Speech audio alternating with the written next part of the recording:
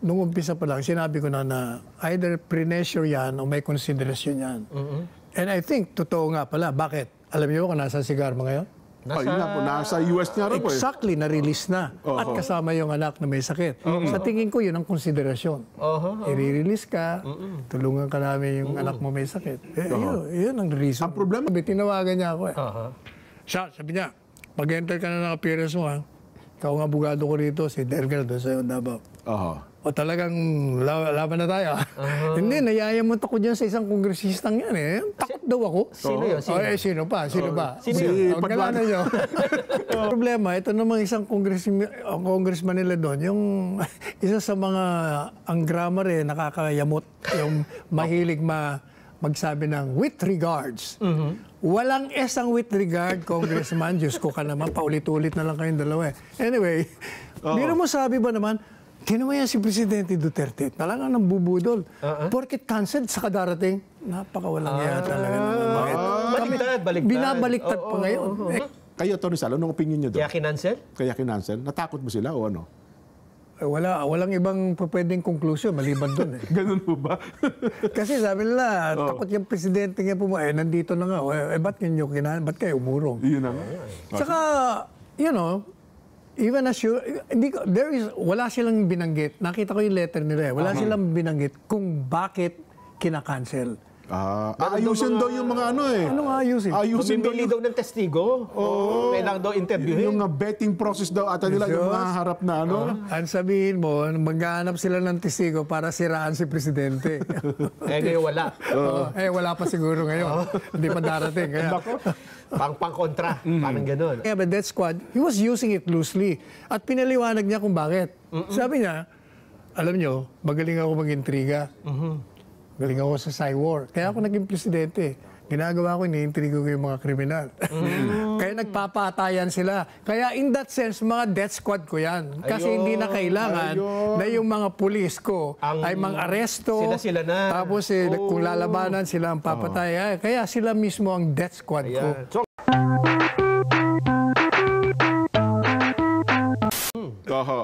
Pwede pa lang phone patch, nandito pa ako. Ang traffic pa naman. Yun na nga po. Pakikwento niya nga po ba, ano bang nangyari at anong nasa ng dating Pangulo? Pangulo Duterte. Ang background muna, di ba, sige po. nag-imbita sila. Tapos dahil nga masyadong short notice nung una, hindi siya nakarating. In fact, ang suggestion ko, gawin nyo kasing 2 weeks notice naman. Kasi for all you know, baka meron siyang previous engagement, hindi makakarating. O kaya naman, may masama pakiramdam. Tapos, tama-tama naman, nung gumanda ng karamdaman niya, katawan, nag-invite ang Senate. Kaya nakarating. Pagkatapos, masama ang loob nila. Bakit daw pumunta sa Senate, sa kanila hindi. Kako, masyado kayo short notice. Anyway, so nag-imbita na naman sila. Pero, bago nagsalita si Presidente Duterte na hindi siya attend, ako po'y tinatanong na, sabi ko, kasi ano rin bang ipapayo ko? Sabi ko, unang-una, hindi ko pinapayuhan yun. Abogado yun eh. Magaling yun. Pero kung ako tatanungin nyo, hindi na siya dapat umattend. And I gave 4 reasons why. Number 1, it's a waste of time. Money. Unang-una ako si Presidente Duterte, hindi naman mayaman yan. Pag pumupunta yan ng Maynila, may insurance yan. Merong secure. Dahil entitled siya. Meron siyang staff. O magpapamasahe pa. Tapos titira pa rito. Kakain pa. Ilang araw pa. At the same time, waste of time and money din sa taxpayer. Kasi hindi naman kailangan. Bakit hindi kailangan pumunta? Nasabi niya na lahat ang dapat niya sabihin eh. Yun na nga. In fact, pati yung hindi tinatanong sa kanya, sinasagot niya na eh. At sumuko na nga ang mga senador. Sabi niya, hindi ako alis dito. Gusto mo hanggang umaga tayo. Tapusin na natin. Pangatlo ako, kung sa tingin niyo meron siyang kasalanan, bakit pa kayo nag-iimbestiga? Hinusgahan niyo na nga eh. Bakit di niyo na lang i-file ang kaso? Yun ang mga dahilan ko. Kung sa inyo, kung kayo yan. Kung ako yun. At yun din ang ginawang dahilan ni Presidente. Ano, sumulat? Sumulat siya. Di ba? Yun ang nakalagay eh. Lahat na naging dahilan ko para sa kanya, yun din ang naging dahilan niya. Kaya nagkatugma kami dalawa. Okay, eto na. Ayan, yan. Bakit biglang nagbago? Bakit biglang pupunta na siya? Paano naman hindi? Kung baga, sabi niya nga, masyado na silang makulit sal. Sabi, hindi na sila nakikinig ng katwiran eh. Gusto nilang pumunta ako doon. Pagkatapos sasabihin pantakot ako. Di ba, nag-press ko siya. I don't give a plank. Sabi niya, pupuntahan ko kayo. Kaya sabi niya, punta ako. O kaya lang, kahapon ba siya nandito, bigla naman kinasil. Tingnan mo yung mga... At talagang prepare na siyang pumunta bukas. Kasi nga nandito na siya kahapon pa eh. Hindi naman nung nakarating sa kanya. Sabi ni Kong Ace, may nag-text sa akin, reporter. Sabi ni Kong Ace, sinagot yung... Kasi sabi ko, pagkatapos yung kakong minanduhan siya, mando nga ang ginagawa niya dahil inaasar niyo na ng gusto eh. Kinakantsawan niyo. Sinasabi niyo pantakot. Kaya nagpunta na siya, sabi nga ni Presidente Duterte, para matapos na yan, magkaalaman na kami kung anong gusto ba nila at sige, punta na ako. O tapos biglang kinancel din nyo. Wala man kayong notisya. Walang sabi na... Ang sabi ng Kong Ace, nagpadala raw sila. Pero kailan nyo pinadala? Pinadala nyo kanino? At kaninong address? Hindi niya alam eh. Sabi ko, hindi naman sira ulo niya. Pupunta rito na wala naman palang pupuntahan. Kaya, sabi ni Presidente Duterte sa akin, punta tayo bukas. Kahit walang hearing? Kahit walang hearing. Gusto kong malaman bakit kayo nag-cancel. At saka, gawin na natin. Nandito na ako eh. Tapos niyo kung patapos niyo kung hamunin ng hamunin. So, punta ako. Tsaka, gawin na natin 10 days. Marathon hearing. Di na ako alis dito. So, yun po ang breaking news sa Atty. Sal. Kahit walang pagdinig bukas ng Quadcom, pupunta ang Pangulong Duterte sa Kamara. Pupunta. Sabi niya sa akin, punta tayo bukas.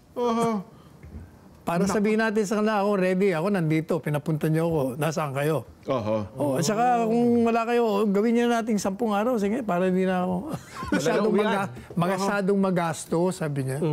Nako. Paano ito? Kung halimbawa, pagdating niyo bukas doon, wala palang mag-entertain sa inyo. I'm sure meron mag-entertain. Kaya kakausapin lang namin, ano bang gusto niyo? So, patutunayan niyo lang na talagang kayo ay willing na pumunta sa Kamara de Representante. Kaya ang problema, ito namang isang congressman nila doon, yung isa sa mga, ang grammar nakakayamot, yung mahilig magsabi ng with regards.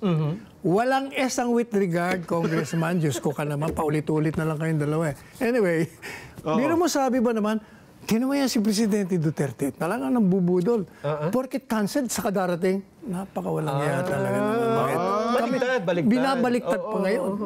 Kayo nga nag-cancel eh. Hindi nga alam eh. Yun ang istorya. Nako, matindi ho ito. So ngayon po, ano ang meron pa bang mga gagawing legal na hakbang? Well, kayo po, bilang dating Presidential Legal Advisor po ng Pangulong Digong, Atty. Sal. Kami naghihintay lang, kaya nga pupunta eh.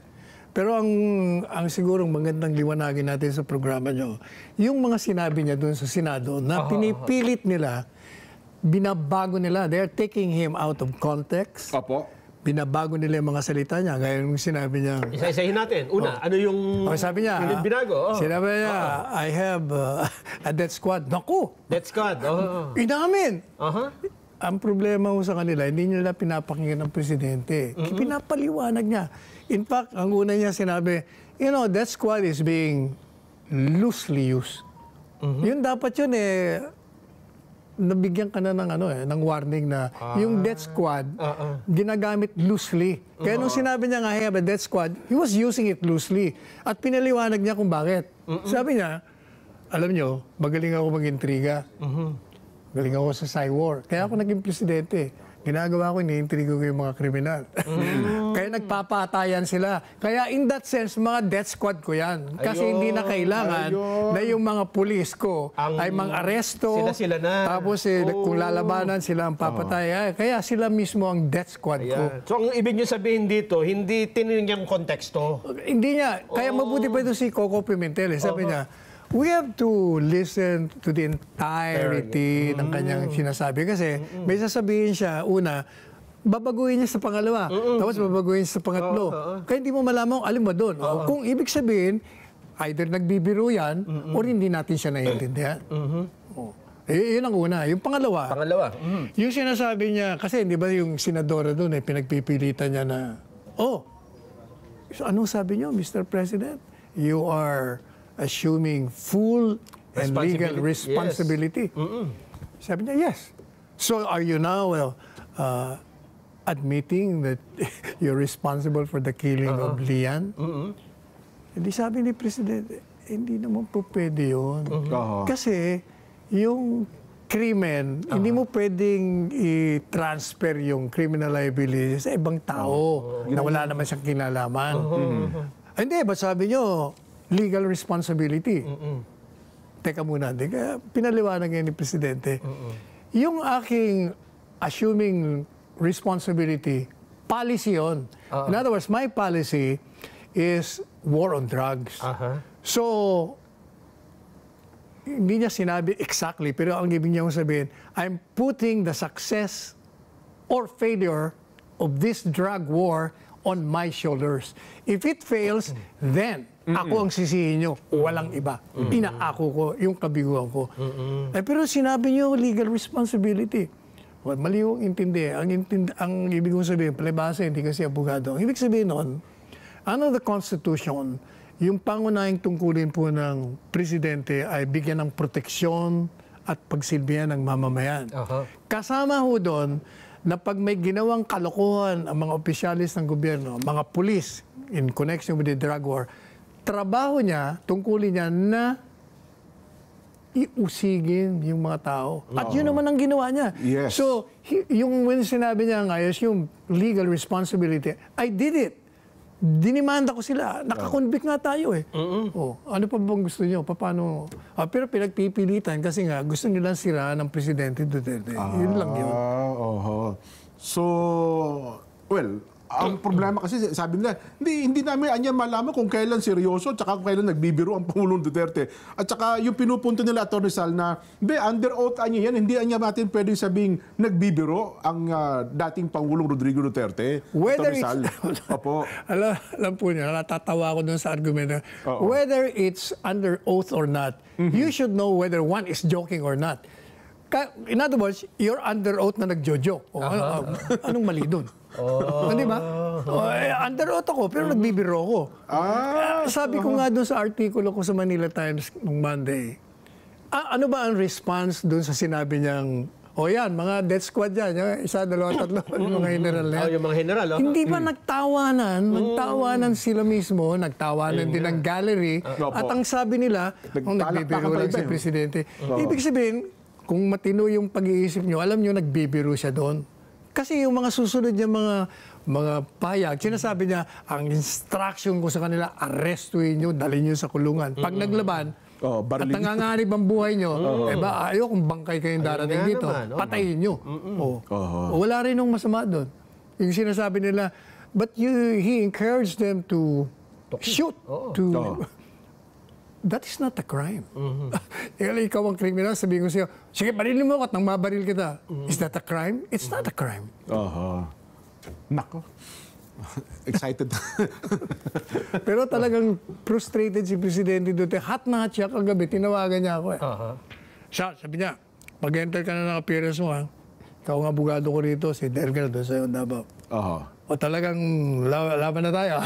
Hindi, nayayamot ako dyan sa isang kongresistang yan eh. Takot daw ako. Sino yun? Sino pa? Si Pagkalanan nyo. Tsaka ang sabi niya, naglolokohan lang ba tayo dito? Ilang beses namin kayo inimbitahan tapos hindi pala kayo pupunta eh. Yung problema sa kanya, hindi niya iniintindi. Ang unang imbitasyon, ang sabi ni Presidente, may masama ang pakiramdam ko. Bigyan niyo ako ng panahon. After a while, in between the first invitation and the second, nagsalita na siya. Kaya may reason na siya. Ano pa bang gagawin ko dyan? Nagsalita na ako sa inyo. O siguro, kung matuloy man yan at darating siya sa susunod na inireset nila, siguro ang gagawin niya, uulitin niya at paliliwanag niya uli. Sabi ko nga, wala ka nang ginawa kundi magpaliwanag, paulit-ulit na nga eh. Pero talagang ang target nila, ikaw, saka si Inday Sara. Politika lang yan. makakatulong sa kanilang re-election bid. Di ba? Makakatulong o makakasama? Hindi, makakatulong kasi, hindi ba publicity good or bad? It's good. Eh, ang problema, ang publicity na nagagalit ang tao, baka hindi sila abutin sa botohan. Ayan Parang ang- hindi iboto ng tao, Atty. Sal. Sorry na lang sila. Pero if you notice, yung mga miyembro ng Kongreso, mga bagong muka. Oo nga, mga Hindi mo bata ba ho ngayon. Hindi mo napansin? Hindi kilala eh. Kaya this is their opportunity to claim notoriety, not popularity. Kaya gagawa sila ng, yan, yung kaibigan nyo. Yan na. Oo. Ay, nako. Pero yung ano naman, yung sa statement ni Colonel Garma, Atty. Sal, yung sinasabing ang nag-utos ukol doon sa reward para doon sa mga pagpatay, anong sagot ng Pangulong Duterte Hindi doon? po ba sinabi niya, nagsisinungaling niya, walang reward? Ba't mga siya magre-reward? Trabaho nila yun. Alam po niyo, ang tanong, bakit nagpumirma ng ganon? Oo. Alam nyo, nung umpisa pa lang, sinabi ko na either pre-measure yan o may konsiderasyon yan. And I think, totoo nga pala. Bakit? Alam nyo kung nasa si Garma ngayon? Ayun na po, nasa US niya rin po eh. Exactly, na-release na. At kasama yung anak na may sakit. Sa tingin ko, yun ang konsiderasyon. I-release ka, tulungan ka namin yung anak mo may sakit. Yun ang reason. Ang problema, bigla namang hinuli ng immigration officer ng US sa utos naman daw ng DOJ. Yun po ang latest ngayon. Siguro, sasabihin ng mga, tinulungan ka na namin. Iba ng ahensya yan. Ibang DOJ na yan, hindi na kami yan. Pero paano kung mag-iba ng linyahan ng testimonya? Ay, di magsasalita na yan. Sigurado. Lalabas na totoo. Para nang kay Colonel Grijaldo. Di parang tama pa rin sa pantao ko, Nelson. Di ko halimbawa, kung ako si Colonel Garma, ang sabi ko sa akin, kukunin yung anak ko eh. Di ba? Na ilalayo sa akin, kukunin daw ng DSWD. Tapos yung aking yaman daw ay iimbestigahang mabuti nila. Ang nangyari, sumunod na lang siya kung ano ang gustong sabihin ng mga miyembro ng Quadcom. Di ba? Kaya kawawa naman. Kawawa. At saka napansin natin, di ba, nung nagsasalita siya, binabasa yung affidavit niya, umiiyak siya eh. Which means, hindi ka naman iiyak. Hindi basta iyak lang, attorney. Hindi ka naman maghahagulol kung yun sa kalooban mo. Kaya, anong tawag doon? Tim-tim sa kalooban mo. Pero talagang kontra eh. Parang iba yung damdamin kaysa dun sa message nung binabasa. Kaya nga, ilang beses pinaulit, di ba? Pangalawa, tingnan nyo yung affidavit niya. Sinasabi niya na tinawagan daw siya. Tapos lilika daw ng isang malaking proyekto. Pero tingnan mo yung timeline, hindi pa siya presidente. Hindi pa siya presidente. Kasi May of 2016, wala nga siya sinabi kung nahalal na ba siya o maghahalalan pa lang. Pero May, hindi pa siya nakapanumpa. July. June 30 pa eh. July. Bakit ka naman gagawa ng gano'n? That's one. Another thing, nung sinabi niya na nag-create ng task force para yung sinasabi niya kung ano ng mga detalye ron, mapansin mo, doon sa isang paragraph, sabi niya, I was invited to join the task force. But I declined. Tinanggihan ko kasi wala akong karanasan sa ganung uri ng trabaho. Kung wala ka palang karanasan, dati kang police director ng Davao, ibig sabihin, you were not involved. So if you were not involved, paano mo masasabing may nalalaman ka sa mga sinasabi mo ngayon na drug war, may reward, and all that? Ibig sabihin, hearsay. At pagdating doon sa mga susunod na paragraph, sabi po sa akin ni Leonardo ganito. Pinarating po sa akin ni Leonardo ganito. Ibig sabihin, talagang puro lang galing sa ibang tao, hindi sa personal na knowledge mo. Kaya, pag yun po yung ginamit mo, kahit sa hukuman, hindi tatayo yun. Kaya hindi ako nag-warning, sinasabi nila na dadalhin namin sa ICC o didalhin nyo, it will never stand in court. So yun nga pala, yung punto nila sa ICC na sinasabing, well, di ba meron silang complaint doon sa ICC na mukhang ang nangyayari sa Quadcom ay para bagang nagkakaroon ng mga buhay na tao, mga statement para patibayan yung complaint nila sa ICC, attorney. Nakapile na. Pero ang problema ho doon, yung transcript sa Quadcom, kahit sa Senate, will never validate any claim na may extrajudicial killing. Tingnan nyo, hindi ba yung lahat na resource person doon may unang gagawing affidavit? Tapos magre-retract bago babaguhin na naman. Hindi pa pwede yun. Pwede ba yung ganun? Madalit sabi, hindi ka panipaniwala, hindi credible yung mga pahayag nila doon. Kaya So hindi na pwedeng i-extract yung hindi, kahit na nga i-present mo yun sa court, hindi bibigyan ng halaga ng hukuman yun. baka naman iba Hindi ka panipaniwala. baka ibang pamantayan ng ICC, Attorney Sal, hindi sa Kung sa mga politika. proper. Kung sa politika. Oo nga po, di ba? Kaya nga tayo umalis eh. Di ba? Katunayan, ako ang nag-advise yan as Presidential Legal Counsel. In-advise ko na, umalis na ho tayo dyan. Ayun. Attorney Sal, saglit lang. Hindi muna kayo ng mainit na kape. Babasa lang kami ng mga reaction. May kinalaman sa ating Vox Populi. Pero ulitin mo muna yung box. Ang ating para, tanong, sa mga nakikinig ng radyo. at saka para kay Attorney Sal na rin, sa tingin ninyo, natakot ba ang Quadcom sa pagdalo ng Pangulong Duterte sa kanilang pagdinig bukas? Kayo, Attorney Sal, anong opinion niyo doon? Kaya kinansel? Kaya kinansel? Natakot ba sila o ano? Walang ibang pwedeng conclusion maliban doon eh. Ganun po ba? Kasi sabi nila, takot yung presidente nga nandito na nga. Ba't kayo umurong? Yun na nga. Saka, even as wala silang binanggit. Nakita ko yung letter nila eh. Wala silang binanggit kung bakit kinakancel. Ayusin daw yung mga Anong ayusin? Ayusin daw Mamimili daw ng testigo.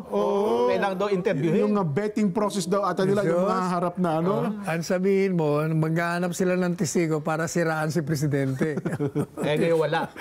Wala pa siguro ngayon. Hindi pa darating. Kaya, Pang-kontra. Parang ganun. Tignan natin.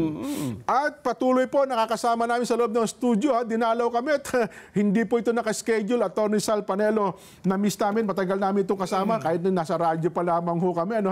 Pero, Eagle Broadcasting pa doon. nandun po tayo sa Maligaya Building. Maligaya Building pa. At saka natatandaan nyo, Attorney Sal, nung nag-commute kayo mula Marikina, papunta Malacanang. Commute challenge.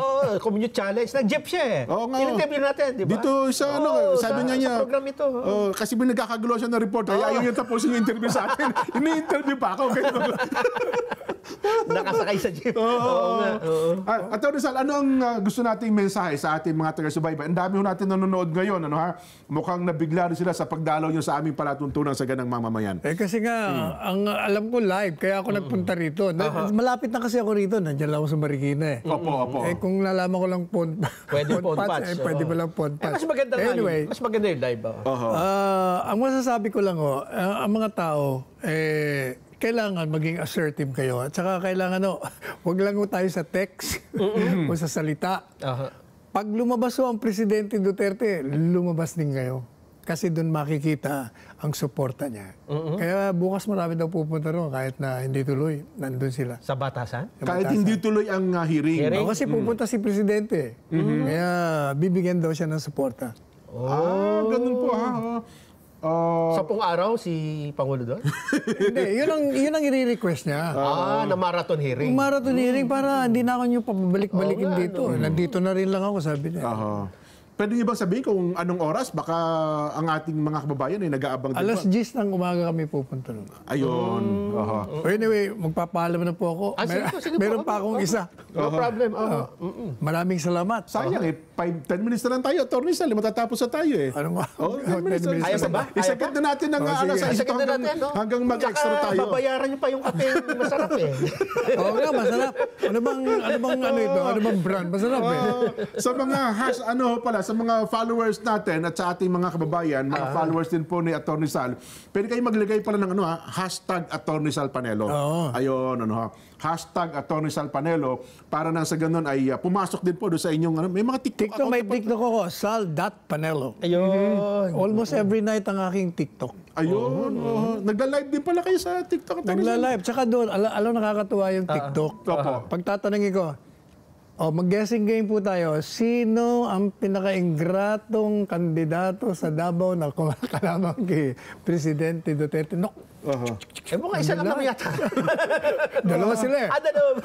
Sino ang senador na may kapangalan sa underpass dyan sa Maynila, naging mayor, ang sinusulong ang 33 billion, napakawalang yung senador. Alam kagad nila. Wala na akong binabanggit, ha? Kaya nakakatuwa itong TikTok, eh.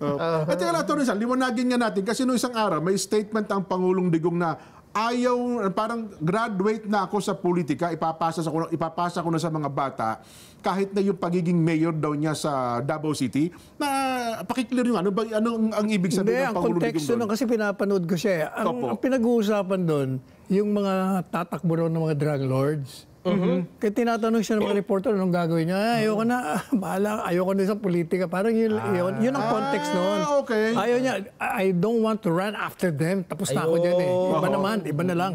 Yun ang context na. Ayun. So hindi niya, kasi ang parang ang dating, Parang ang dating, hindi na sa tatakbo. hindi na sa tatakbo, ipapasa na niya kung sino man ang kalaban niya. Hindi.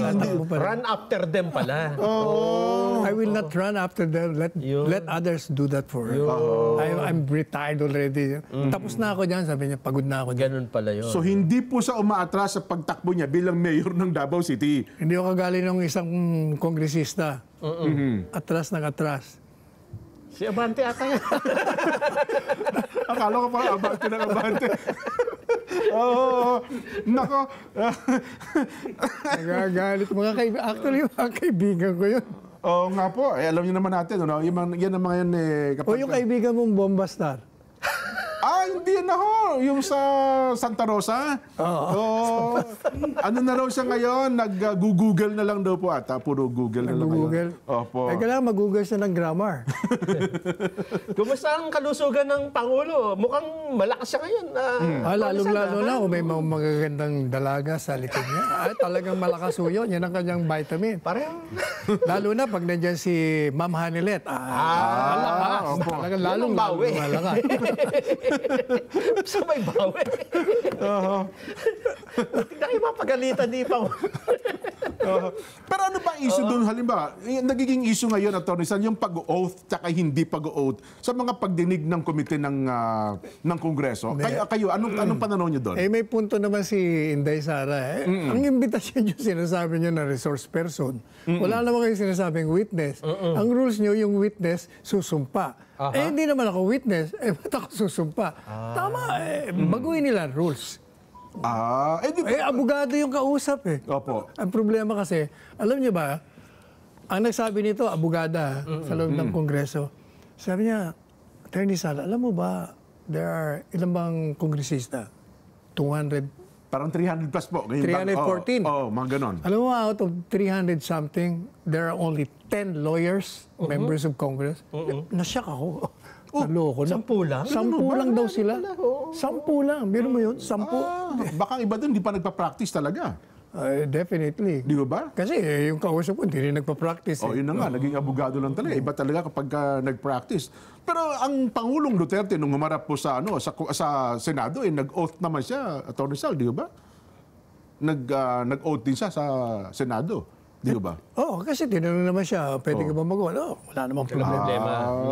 So kasi di ba yung sa part naman ng pangalawang Pangulo na hindi siya nag-oath dahil nga sa nasabi. Base doon sa imbitasyon kasi. Tinitingnan niya yung imbitasyon. Hindi naman nila masagot. Hindi na nga siya nag-oath. Anyway, sige po, basta pa kami ng mga reaksyon, Atty. Sal, at para tayo ay may lakad pa pala kayo, no, ha? Sabi ng ating mga Facebooker, opo, takot po ang Quadcom, Roger Hidalgo. Oo, natakot ang Quadcom kasi hindi pa handa. Script nila, Junard Cabahog Barte from Imus, Cavite. Opo, natakot kasi bakit matagal uli ang hearing. Will si Coro Oropesa. Opo, takot ang namayani sa Quadcom, Rosendo Entena. Takot po ang Quadcom, Michi Go Arbues. Takot, Joey Balano. Sa YouTube naman tayo, takot ang Quadcom, Hedelita Calonia. Takot po, Dennis Tiger. Yan.